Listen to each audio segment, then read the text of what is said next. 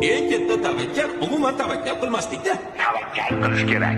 Shunda yo yutadi, yo aksi bo'ladi. Sirli masalliqni o'zi yo'q. Tentakni masxara qilishadi, o'zlarini chuv tushirishganidan bexabar qolishadi. Qarib ketibsiz.